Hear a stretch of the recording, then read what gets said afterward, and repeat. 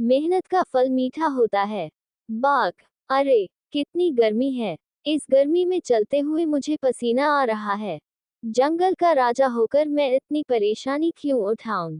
क्या राजा कभी खाना ढूंढने निकलता है? क्या मेरा काम मछलियां पकड़ना, फल तोड़ना या दौड़कर हिरण पकड़ना है?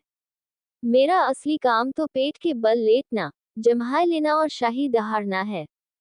हम मेरा शाही कर्तव्य आलसी होना है। बाकी काम ये लोमड़ी, गधे और हिरण कर लेंगे। लोमड़ी हंसते हुए, पूंछ हिलाते हुए, राजा, तुम्हारी बात सुनकर लगता है कि अगर तुम थोड़ी देर और लेटे रहे, तो शायद तुम्हारे शरीर पर घास उगाएगी। हाँ हाँ हाँ, लेकिन एक बात बताऊं राजा, सिर्फ दहाड़ने से पेट नहीं भरता। अगर पेट में खाना नहीं जाएगा, तो दहाड़ना भी धीरे धीरे फीका पड़ जाएगा। फिर जंगल के जानवर कहेंगे, हमारा राजा तो सूखा कंकाल है। बाघ दहाड़ते हुए, लेकिन कमजोर स्वर में, चुप रहो लोमड़ी, मुझे कोई कंकाल नहीं कहेगा। मैं चाहूं तो तुम्हें एक ही झटके में खा जाऊं। लेकिन हाँ, खाने की बात करने से ही मुझे बहुत भूख लग जाती है। जाओ, गधे को बुलाओ, वो कहीं से खाना ला रहा होगा। गधे का आगमन। गधा खुशी से हाँफते हुए, अरे बाप रे, कितनी गर्मी है। फिर भी मैं कितना खुश हूँ। दिन भर मेहनत करके केले लाए हैं, अब ठंडी छांव में बैठकर मजे से खाऊंगा। मुझे पता है कि मेहनत करोगे तो बाद में मीठे फल मिलेंगे। भले ही मुझे पसीना आए, हाथ पैर दुखें, लेकिन जब मैं अपने लाए केले देखता हूँ, तो मेरा दिल भर आता है। आह, मेहनत ही असली खुशी है। बाघ आंखें चौड़ी करके, गला साफ करते हुए, गधे भाई, तुम ही ये सारे केले क्यों खा रहे हो? मैं तुम्हारा राजा हूँ, इसलिए तुम्हें पहले मुझे खिलाना होगा। क्या राजा को खिलाने के बजाय तुम खुद खा सकते हो? गधा आत्मविश्वास से भरे स्वर में, नहीं, बाघ भाई, क्या राजा होकर तुम्हें हमेशा मुफ्त खाना मिलेगा? मैंने इसे लाने में बहुत मेहनत की है। मेरी पीठ पसीने से तर है, मेरे कंधे भारी हैं, मेरे पैर कांप रहे हैं। इसलिए मुझे ये केला मीठा लग रहा है। अगर तुम्हें इसे खाना है, तो तुम्हें इसे लाने के लिए कड़ी मेहनत करनी होगी। तुम किसी और की मेहनत का फल नहीं चख सकते।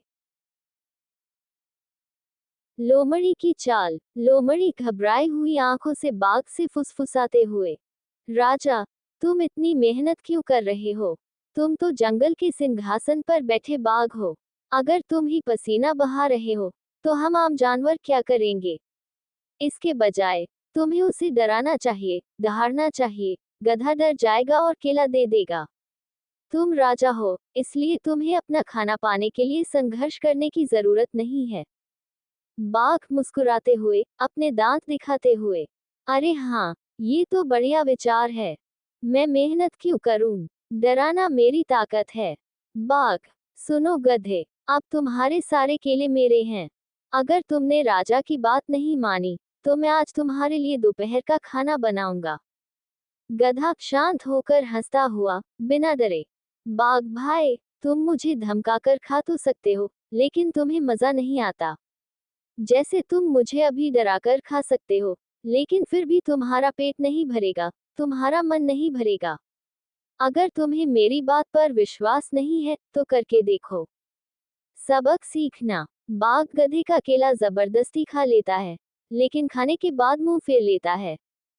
बाघ झुंझलाकर, आह, इस केले का स्वाद बिल्कुल भी अच्छा नहीं है। ये कागज चबाने जैसा है। इससे मेरे पेट में कितनी तकलीफ होती है। अफसोस, गधे ने इसे लाने में इतनी मेहनत की, इसलिए उसे केला मीठा लगता है। मुझे तो कुछ भी मीठा नहीं लगता। बाघ पसीना बहाते हुए, हाँफते हुए, आह, कितना दर्द है। लेकिन हाँ हाँ, आखिरकार मैं एक मछली पकड़ने में कामयाब हो ही गया। ये तो कमाल है। मछली खाने के बाद आंखें चमक उठती हैं। बाघ खुशी से चिल्लाता है, ओह, ये तो स्वर्ग जैसा स्वाद है। क्या तुम्हें लगता है कि अपनी मेहनत से पकड़ी गई मछली खाने से तुम्हें इतना आनंद मिलता है? गधे भाई, तुम सही थे, मेहनत का फल सचमुच मीठा होता है। लोमड़ी हंसते हुए, हाँ हाँ हाँ, अब राजा मेहनत करता है, खाना खाता है और पढ़ाता है। ये जंगल के इतिहास का एक नया अध्याय है। बाघ अब सिर्फ दहाड़ता नहीं, सोता भी है। गधा गंभीर स्वर में, शिक्षाप्रद लहजे में, हाँ भाइयों, आज से सब याद रखना, जो अपना पसीना बहाता है, उसे ही असली खुशी मिलती है। दूसरों के कंधों पर जिंदगी जीने से खुशी नहीं मिलती। मेहनत करना मुश्किल है, लेकिन वही मुश्किल अंततः मुस्कान बनकर लौट आती है। इसलिए हमेशा याद रखना, मेहनत का फल मीठा होता है।